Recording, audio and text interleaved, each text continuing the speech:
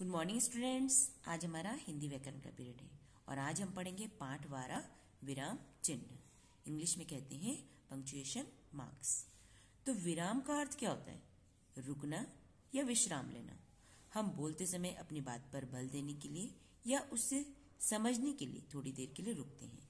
रुकने की इस क्रिया को हम क्या कहते हैं? विराम। रुकने की इस प्रक्रिया को स्पष्ट करने के लिए व्याकरण में कुछ चिन्हों का प्रयोग किया जाता है और उन्हीं संकेत चिन्हों को हम विराम चिन्ह कहते हैं। अब हम यहाँ पे कुछ विराम चिन्ह देखेंगे।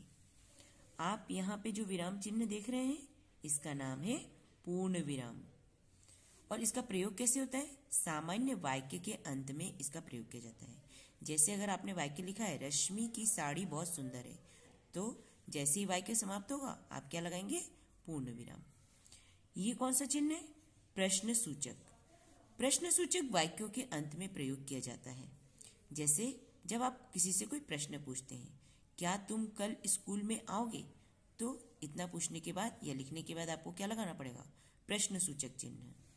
अगला है विस्मय सूचक चिन्ह। इस चिन्ह को हम विस्मय सूचक चिन्ह कहते हैं।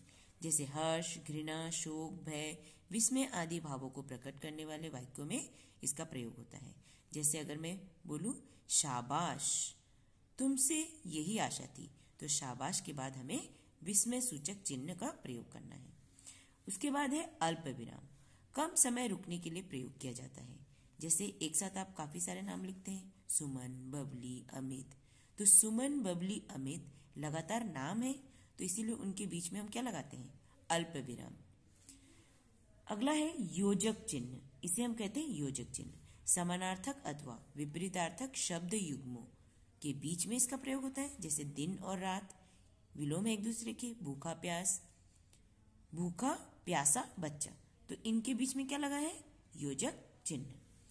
इस तरीके के चिन्ह को हम उद्धरण चिन्ह कहते हैं। किसी व्यक्ति के कथन को मूल रूप में उद्धृत करने के लिए इसका प्रयोग होता है। जैसे कहे गांधी जी ने कहा, तो उन्होंने जो कहा उस वाक्य को हम किसके द्वारा लिखते हैं? किसके अंदर लिखते हैं? उद्धरण चिन्ह। मतलब उस वाक्य के दोनों तरफ हम उद्धरण चिन्ह लगाते हैं। आई होप आप सबको इन चिन्हों का अर्थ समझ में आ गया होगा और प्रयोग कैसे करना है वो भी समझ में आ गया होगा। तो आपको इसे रीड करना है और इसके जो एक्सरसाइज क्वेश्चन है इन्हें आपको फील करना है और इसकी पिक खींच के ग्रुप में सेंड करना है। Have a nice day.